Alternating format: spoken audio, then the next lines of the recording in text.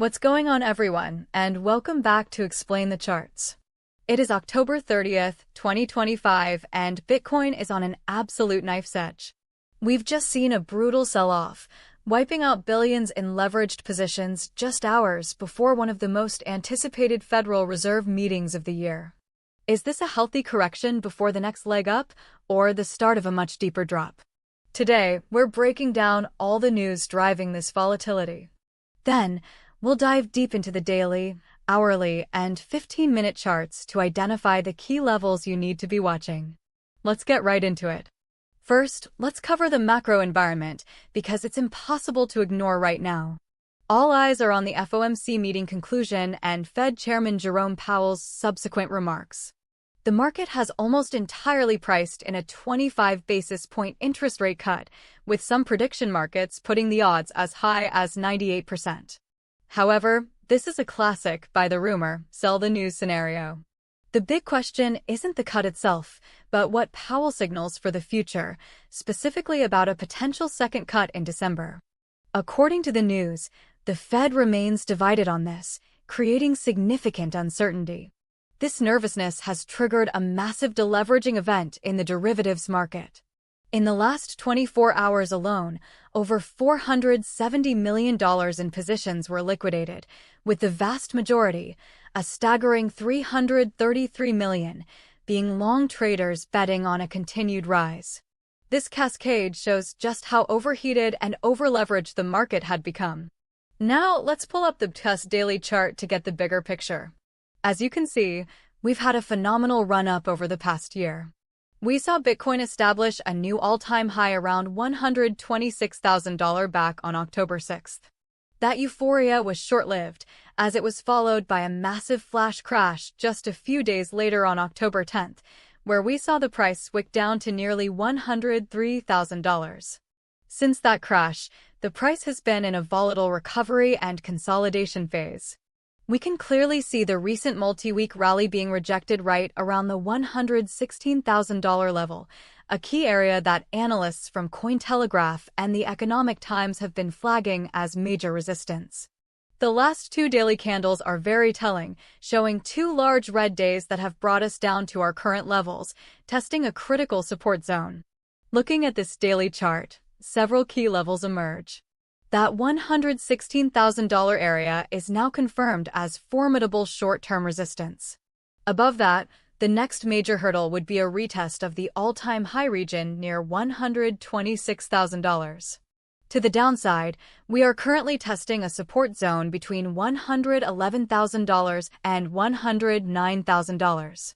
This is a crucial area. Analyst Rect Capital has pointed to the 21-week EMA being near $111,000 as a key level to hold. A decisive break below this could open the door for a drop to the next strong support, which analysts have pegged around $107,800.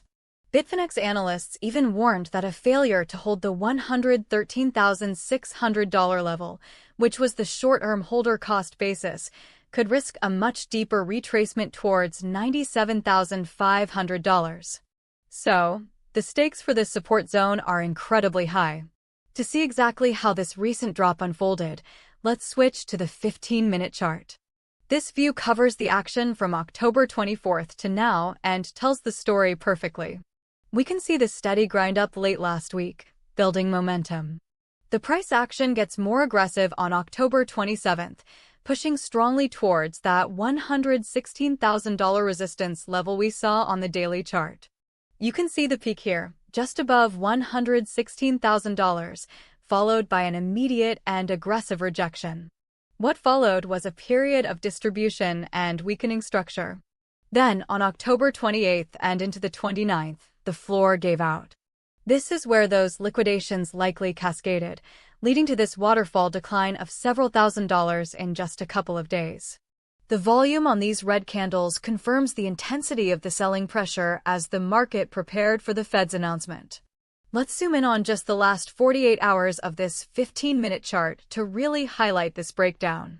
You can see the fight that occurred around the $114,000 level before it ultimately failed as support. From there, Each attempt at a bounce was met with more selling pressure, creating a clear short-term downtrend of lower highs and lower lows. We've now fallen all the way back to the $110,000 handle, effectively erasing the entire rally from the past week.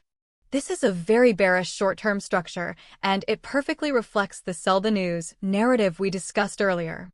Just for some historical context, if we pull up the 1-hour chart from October 9th to the 12th, we can see how the price behaved after the last major crash. Notice the extreme volatility and choppy, sideways action as the market tried to find its footing.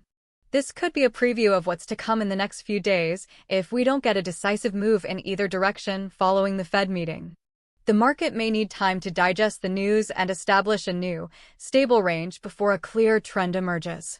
So, to recap, the market is tense, awaiting guidance from the Federal Reserve. Key price levels to watch are resistance at $116,000 and support between $111,000 and $109,000.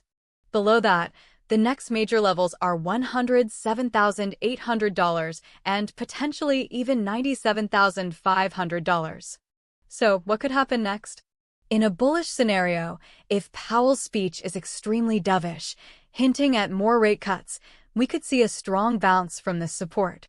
If Bitcoin can reclaim and hold above $113,600, a move back to test $116,000 becomes likely. I'd place the probability of this at around 40%, as it requires a strong positive catalyst. More likely in the immediate short term, I believe, is the bearish scenario. Given the current downward momentum and the sell the news reaction, a break below $109,000 seems plausible. This could trigger further stops and liquidations, pushing the price towards $107,800. I'd give this a 60% probability in the next 24 to 48 hours, especially if Powell's comments are neutral or even slightly hawkish.